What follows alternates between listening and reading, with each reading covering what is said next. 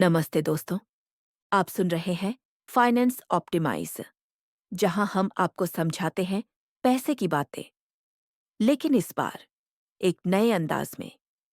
हाँ, आज से हम शुरू कर रहे हैं एक नई कहानियों की सीरीज, जहां पैसे के राज, फाइनेंस के फ्रॉड्स और भविष्य की दुनिया का सच सब कुछ मिलेगा कहानियों के जरिए। अगर आपको पैसे की दुनिया दिलचस्प लगती है, तो अभी सब्सक्राइब कीजिए फाइनेंस ऑप्टिमाइज, ताकि कोई कहानी छूट न जाए। ये सिर्फ कहानी नहीं, एक चेतावनी भी है। एक ऐसा कल्पना लोक जिसमें पैसा सिर्फ जरिया नहीं, बल्कि जाल भी बन सकता है। तो चलिए शुरू करते हैं। हमारी पहली कहानी, अमृता का सौदा, द प्राइस ऑफ इमॉर्टैलिटी। शहर छोटा था, पर सपनों की ऊंचाई किसी आसमान से कम न थी। इसी शहर में रहता था एक नौजवान, अंकित शर्मा, एक सामान्य मध्यम वर्गीय युवक, जिसकी जिंदगी किसी पुराने कैलेंडर की तरह एक सी चल रही थी। सुबह दफ्तर, शाम अकेलापन और बीच में घुटती उम्मीदें। पर एक दिन उस एक मुलाकात ने सब कुछ बदल दिया। उस दिन शहर के एक छोटे से कैफे में बैठा अंकित अपनी कॉफी में खोया हुआ था, जब अचानक किसी ने उसके कंधे पर हाथ रखा। अरे अंकित भाई! पीछे मुड़कर देखा तो सामने था रवि वर्मा, उसका पुराना कॉलेज का मित्र, जो पिछले 5 वर्षों से जैसे गायब ही हो गया था। अबे रवि, तू कहाँ था यार इतने सालों से? कोई खबर नहीं, कोई पता नहीं। रवि मुस्कुराया, लेकिन उसकी मुस्कान में कोई रहस्य था। मैं एक नई दुनिया में चला गया था अंकित। एक ऐसी दुनिया जहां इंसान बूढ़ा नहीं होता, बीमार नहीं होता, मरता नहीं है। अंकित ने हंसते हुए कहा, ओह, कोई और चमत्कारी एमएलएम स्कीम ले आया है तू? रवि ने मुस्कान के साथ एक दस्तावेज उसकी ओर बढ़ाया, एक डिजिटल अग्रीमेंट। ये कोई स्कीम नहीं, ये है एल्यूएक्स विटाकॉर्प की अमृता योजना। एक सालाना शुल्क दो और अमर हो जाओ। न बीमारी, न बुढ़ापा, न मृत्यु। शरीर सदैव जवान, तेज और ताकतवर। अंकित पहले तो हंसा, फिर चौंका और फिर सोच में पड़ गया। कुछ ही दिनों में अंकित की जिज्ञासा उसे उस रहस्यमय कंपनी के ऑफिस तक ले गई। वहां का माहौल बहुत अलग था। सब कुछ बहुत फ्यूचर जैसा लग रहा था। हाईटेक मशीनें थीं, दीवारें चमचमाती हुई और चारों तरफ एक अजीब सी शांति फैली हुई थी। ऑफिस में एक महिला सामने बैठी थी। उसने मुस्कुराते हुए कहा, आप बस इस एग्रीमेंट पर साइन कर दीजिए। इसके बाद आपकी उम्र कभी नहीं बढ़ेगी। आप हमेशा जवान और हेल्दी रहेंगे। अंकित कुछ सेकंड के लिए चुप रहा। फिर उसने धीरे से उस एग्रीमेंट पर साइन कर दिए। उसे उस समय यह नहीं पता था कि वह सिर्फ एक दस्तावेज पर साइन नहीं कर रहा था, बल्कि अपनी आजादी को एक ऐसे कर्ज में डाल रहा था जिसकी कीमत बहुत भारी थी। उसी रात कुछ बहुत अजीब हुआ। अंकित के सीने में अचानक तेज दर्द हुआ। ऐसा लगा जैसे उसका दिल रुकने वाला है। लेकिन कुछ सेकंड बाद ही सब कुछ नॉर्मल हो गया। उसकी सांसें फिर से ठीक चलने लगी। वह धीरे से उठा। उसके शरीर में एक नई एनर्जी महसूस हो रही थी, जैसे कोई पावर आ गई हो। अब उसे चोट नहीं लगती थी। अगर कोई कट या घाव हो भी जाता तो वह अपने आप ठीक हो जाता था। उसे अब बहुत कम नींद की जरूरत होती थी और वह ज्यादा टाइम तक जागा रहता था। ऐसा लग रहा था जैसे वह सच में अमर हो गया हो। उत्साहित होकर उसने अपना फोन उठाया और रवि को कॉल किया। भाई, ये तो कमाल हो गया, अंकित ने खुश होकर कहा। फोन के दूसरी तरफ रवि की शांत आवाज आई, हाँ, कमाल तो है, लेकिन याद रख, इसकी कीमत बहुत बड़ी हो सकती है। 1 साल बीत गया। कंपनी की तरफ से अंकित को एक ईमेल आया। प्रिय ग्राहक, कृपया 1,20,000 रुपए की अगली सालाना किस्त समय पर जमा करें। अगर आप समय पर भुगतान नहीं करते तो एग्रीमेंट के नियम लागू होंगे। ये पढ़कर अंकित घबरा गया। उसे याद था कि उस समय एग्रीमेंट में लिखा था कि सिर्फ एक छोटी सी रकम हर साल देनी होगी। उसने बिना देर किए कंपनी की कस्टमर सर्विस को कॉल किया। कॉल पर एक रोबोट जैसी आवाज आई, कृपया ध्यान दें, अब आपका शरीर हमारी प्रॉपर्टी है। अगर आप भुगतान नहीं करेंगे तो हमें दूसरे तरीकों का इस्तेमाल करना पड़ेगा। यह सुनकर अंकित डर गया। उसने उसी वक्त पेमेंट कर दिया। कुछ हफ्तों बाद अंकित ने अपने शरीर में कुछ अजीब बदलाव महसूस करने शुरू कर दिए। उसे पहले जैसी थकान महसूस नहीं होती थी। नींद कम आती थी, लेकिन दिमाग पहले से तेज चलने लगा था। वह बिना रुके घंटों काम कर सकता था, जैसे शरीर में कोई गुप्त ऊर्जा दौड़ रही हो। शुरू में उसने सोचा ये सिर्फ मानसिक असर है, लेकिन जब वह एक बार सीढ़ियों से गिरा और उसके घुटनों पर एक भी खरोंच नहीं आई, तब उसे शक हुआ। अंकित ने अपने पुराने मेडिकल रिपोर्ट्स देखे और फिर एक निजी लैब में टेस्ट कराए। रिपोर्ट देखकर डॉक्टर चौंक गया। आपके शरीर में कुछ अलग है। आपके खून में सामान्य कोशिकाएं नहीं हैं, बल्कि कुछ कृत्रिम तत्व हैं, जैसे किसी मशीन में होते हैं। डॉक्टर ने धीरे से कहा, लगता है आपके शरीर में कोई जैविक तकनीक यानी बायोटेक्नोलॉजी काम कर रही है, जो कोशिकाओं को फिर से बना रही है। अंकित की आंखों में डर उतर आया। उसी रात वह उस कंपनी की वेबसाइट पर वापस गया और इस बार एग्रीमेंट को ध्यान से पढ़ा।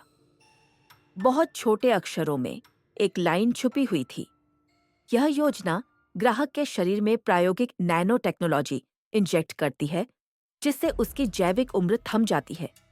शरीर स्वयं को रिपेयर करता है, लेकिन कंपनी का सिस्टम शरीर पर निगरानी और नियंत्रण बनाए रखता है। अंकित का सिर चकरा गया। उसके शरीर में असली ऊर्जा नहीं, बल्कि नैनोबॉट्स की वजह से थी, छोटी छोटी मशीनें जो उसकी हर नस में घूम रही थीं। और यही वो एग्रीमेंट था जिसे उसने बिना समझे साइन कर दिया था। अंकित ने एक दिन रवि को कॉल किया। उसका मन उथल-पुथल में था और उसे समझने की कोशिश कर रहा था कि यह सब क्या हो रहा था। रवि, ये क्या था? क्या तुमने मुझसे सच कहा था? अंकित ने घबरा कर पूछा। रवि की आवाज इस बार कुछ टूट सी गई थी, जैसे वह अपने अंदर कुछ छुपा रहा हो। मुझे माफ करना अंकित, मैंने तुझे सब कुछ नहीं बताया था। ये एक तरह का जाल है। तुम्हें अमर बनाने की कीमत बहुत भारी है। तुम अब जिस सिस्टम का हिस्सा हो, वह तुम्हारे शरीर पर हमेशा निगरानी रखेगा। तुम चाहे कितना भी कोशिश कर लो, अब इस जाल से बाहर नहीं निकल सकते। अंकित की धड़कनें तेज हो गईं। तो तुम भी?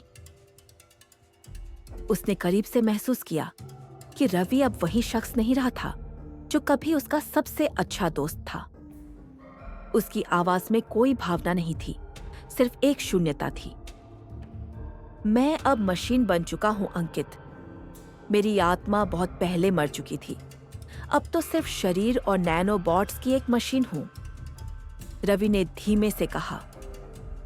अंकित को समझ में आ गया था कि यह योजना सिर्फ अमरता का सपना नहीं थी, बल्कि एक खतरनाक बंदीगृह भी थी।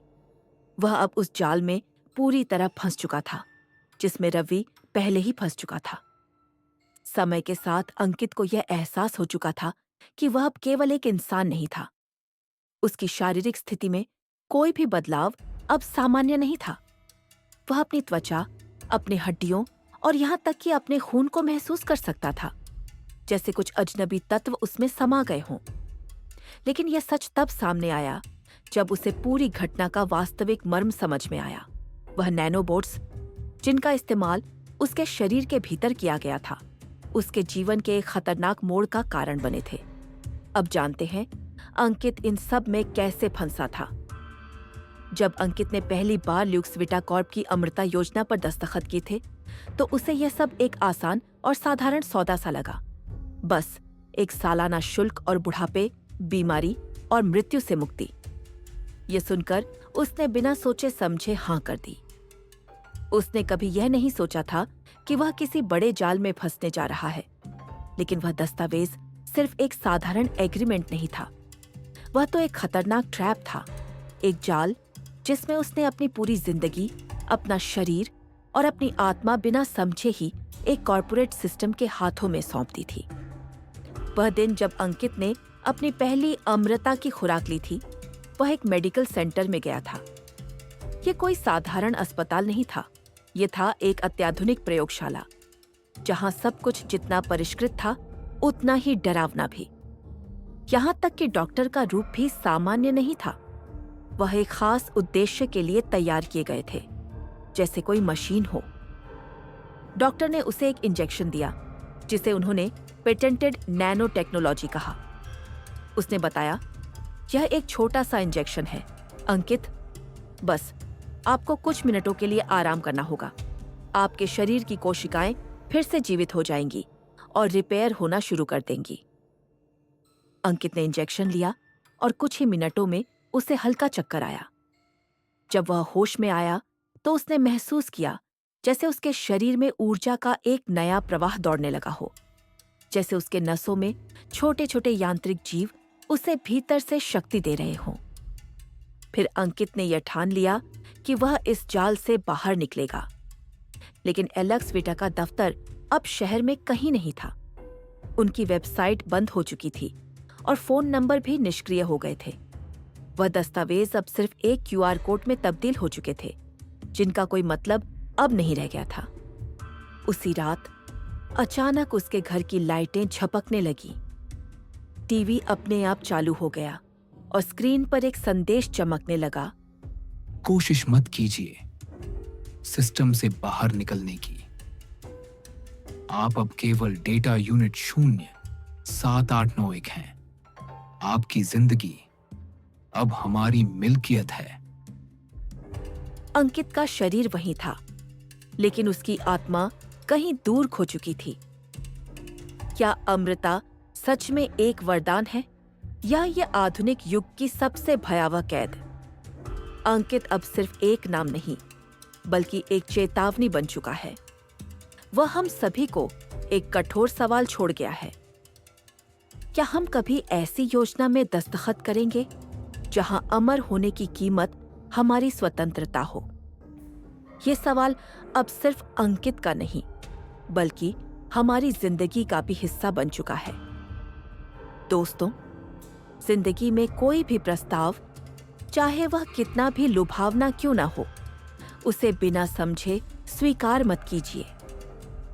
हर चमकती चीज सोना नहीं होती और हर अमृता जीवन नहीं लाती। कभी कभी कर्ज सिर्फ पैसों का नहीं, बल्कि आत्मा का भी होता है। ये कहानी हमें एक गहरी सच्चाई सिखाती है कि हमें जो भी कदम उठाना हो, वह पूरी समझ और जागरूकता के साथ उठाना चाहिए, वरना कभी कभी हमें वही चीज एक जंजीर बनकर पकड़ लेती है, जिससे हम अपनी स्वतंत्रता खो बैठते हैं। फाइनेंस ऑप्टिमाइज सुनने के लिए आपका दिल से धन्यवाद। अगर आपको हमारी कहानियां और फाइनेंशियल जानकारी पसंद आई हो, तो हमारे चैनल को सब्सक्राइब जरूर करें। आपका साथ हमारे लिए बहुत जरूरी है। इसी से हमें आगे बढ़ने की ताकत मिलती है। और हाँ, याद रखिए, फाइनेंस समझो, जिंदगी बदलो।